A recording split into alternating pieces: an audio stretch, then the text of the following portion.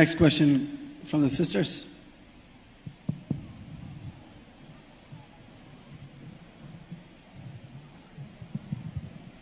Hello.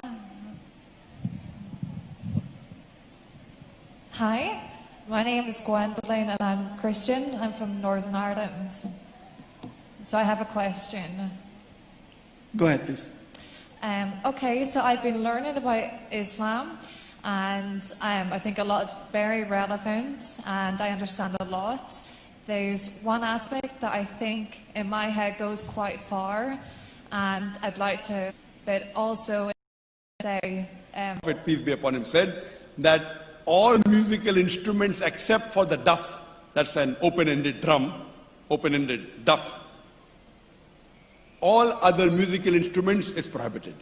You are asking me what is the reason. What we realize that many a times when music is played, a human being gets influenced by it. And there are high chances that that can take you away from the remembrance of God. The Prophet has prohibited it. Anything what is prohibited by the Prophet, Almighty God, it is prohibited in Islam. The reason that we can think is that the music takes you away from reality and from God. That's the reason when we see this music being played, whether it's in the Hindi movies or whether it be in the pop music. In the Hindi movie, you have these songs where the hero tells the heroine, I will break the star and get for you. I will get the moon for you. And everyone repeats that. We know it's not possible to get the star. Chand tod ke leke aayenge, sitare tod ke leke aayenge. Similarly, in the English songs, you have this Michael Jackson, beat it, beat it. If you try and find out what is the meaning, it does not carry any weight. The meaning of most of these musical songs and that you find, so basically because it takes you away from remembrance of Almighty God, it has been prohibited in Islam. Now the point to be noted, you said that some people have got the talent of music. So if God has given the talent of music, why should you not use it? Sister, that's not a very logical argument. If I tell that God has given me the talent to rob, therefore I should rob, will you agree? Why? No, God has given me the talent to rob. You cannot rob, I can rob. No. Because robbing is wrong. So there is no argument because God has given me, if that act is wrong, if God has given me the talent to kill, and if I go on killing people, what you have to, is the act right or wrong? The talent is not important. God has given talent to everyone. How do you utilize it? If God has given a talent to rob the intelligent, I should use my talent for the good things, to help the human being, not to rob them.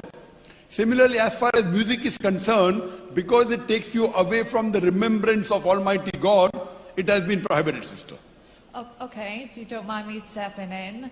I understand then your reasoning in terms of pop music, if you're saying your mind's raised away from God through, say, a musical instrument. But what about us using song and musical instruments to worship God in the church and Christianity? I myself feel very spiritual and close to God whenever I'm singing hymn. Sister, we noted one thing, that when you are doing poetry, there is a full chapter in the Quran known as Shura, known as poets. Islam does not, it's not prohibited, but does not encourage too much of poetry, because when you do poetry of a human being, you try and raise him to the status of God. So it's not very much encouraged. As far as remembering God, every people find serenity, they find serenity in different things, depending upon how you adapt yourself. For example, when I go to the haram, I hear the qiraat and I find peace. This serenity, sister, is subjective. The serenity and peace is subjective. Just because someone finds serenity in certain things, what you have to analyze, for example, the Quran says, in intoxicants, there is loss and profit. But the loss is more than profit. I, being a medical doctor, I know that there are some medical benefits in alcohol. But the loss in the alcohol is more. Today, the maximum death due to any food in the world, it is alcohol. Next is smoking. So I cannot say that if there is some benefit in alcohol. Yes, as a resort, if it is the last option that can save me, then Quran gives you permission that if it is the last resort that can save your life, then even that thing which is prohibited becomes permitted for that particular time period.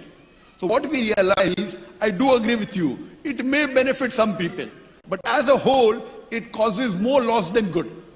So the Islamic ruling is that whenever something which causes more harm in a great scale and less good, it should be prohibited. And it is subjective, sister. Subjective. Some people like hard music, some people like soft music, some people don't like music at all. And finding peace and serenity is a status of mind, sister. You know, I'm a doctor. Some people come and say that I find peace in robbing.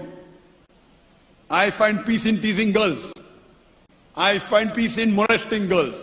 So just because someone comes and tells me, I find peace in teasing girl, I find peace in molesting girl, that does not justify him. So in Islam, sister, we look at the bigger picture, and according to me, if you see in the world today, music causes more loss than good, according to me. Whether it be rock, where you go to the rock shows, people, they go in a frenzy, they throw their clothes around, and they go in a trance. It takes you away from Almighty God. I'm aware that there are certain temples where they use music, there are certain churches which they use music. But what we believe in Islam, that a human voice is the best music. Human voice. The serenity you get in the voice is the best. So we believe in using our voice to call the people. That's the reason when someone suggested, why don't you ring the bell to call the people to pray in the mosque? Some people said, why not use the drum? One person suggested, why don't we use the human voice? So that's the reason in the masajid, in the mosque, we give the adhan. It has two meanings. One is the beautiful voice, and second is the meaning. It has a meaning. When we say Allahu Akbar, God is the greatest, God is the greatest, come for prayers, come for prayer, come to success, come to success. I bear witness that there is no God but Allah. It has a message and even the serenity. And point to be noted, sister, if music is the only thing which is troubling you in Islam, and if you agree with everything else, then this should not be a major problem. Sister, do you think that music is the only thing which is a problem for you in Islam? Or are there other things which you feel is right? Or other things which you feel is wrong in Islam? Well, I think that it's a difficult one to answer because I'm still learning. But in terms of day-to-day living in Islam, that's the one thing that's standing out for me, because the examples you're using now are quite extreme to back it up. You're linking it to alcohol and smoking and saying about rock music. Those are quite extreme examples. I agree with you, there's a difference between the two. I agree with you totally, sister. But I'm asking you, besides music, is there anything which you feel is wrong in Islam? Not necessarily, no. Or do you think any other clarification you require? Music is the only thing?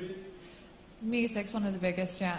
And any other teachings of Islam about the day-to-day living, about the lifestyle? No, other smaller things like statues and photographs, but these are the minor aspects. Yeah. Statues and photographs. What do you want to say about photograph? Sorry? No, what do you want to ask about photograph and statues? I was told by Muslim people that you're not allowed to have them in the house. No, photographs per se, sister, what our beloved Prophet said, the painting and the statues. Painting, okay. If you make a painting with your hand and a statue, God will ask you to put life in it. Otherwise, photograph per se is no problem, as long as the photograph is not obscene, as long as you don't use it for idol worship. Otherwise, photograph per se is no problem, sister. If the problem is only in the hand painting and the statues done by hand, because if you try to imitate God's creation and you think that you can make a creation, so Almighty God will ask you to put life in it. That's the reason. But photograph per se, there's no problem, sister, unless it is obscenity. The reason I'm asking you this question is because I was there in Japan about 7 months back. I was in Japan 7 months back, and there was a sister who, during question and answer time, she says, I am convinced of everything of Islam, except I cannot give up pork. Pork is prohibited in Islam. It's mentioned in 4 places. She said, I can follow everything, but I cannot give up pork. So I told her, okay, fine, I agree pork is wrong. But if pork is the only thing which is obstructing you from accepting Islam, I told her, I tell you, continue having pork. I'm not saying it is allowed. It is haram. It is prohibited. You continue having, maybe you'll stop after 2 weeks, maybe you'll stop after 2 months, maybe you'll stop after 2 years. But if you stop the other wrong activities like idol worship and doing other things, and you continue having pork, yet there are very high chances you shall go to Jannah. So if pork is the only thing which is obstructing you, and she agrees God is one, she agrees Prophet Muhammad is the messenger of God, I told her to take the shahada, and she took the shahada. Many Muslims were shocked. What is Zakir saying that continue having pork? And that if pork is the only obstruction, and you can stay away from shirk, there are many Muslims who have alcohol. Alcohol is a bigger sin than having pork. Yet there are chances the person can go to Jannah. So I told that sister, continue having pork if you can't give up. Maybe you will get guidance after 2 months, after 2 years. And she agreed and she gave the shahada. So if you have studied Islam and you like everything and if music is the only obstacle, I would tell you, sister, you continue with the music as long as you stop the other major sins like idol worship, and you believe in one God, and you believe in Prophet Muhammad, peace be upon him. So when we analyze, sister, no one can be 100% perfect. No human being, only our beloved Prophet Muhammad sallallahu alaihi wasallam and the prophets, they were masoom. But the other human beings were bound to err. So if there are certain things, as long as it is, the main sin in Islam is the shirk, is associating partners with God. If you stop that shirk, don't associate partners with God, and believe that there is one God, and you believe Prophet Muhammad is the messenger of God, these two, sisters, are the minimum criteria required for anyone to enter the fold of Islam. The other things come slowly. Not that you have to be very perfect. That will come later on when you give an examination. You don't get 100 out of 100. You strive for 100, you get 80 also, no problem. First class, you get 60, second class.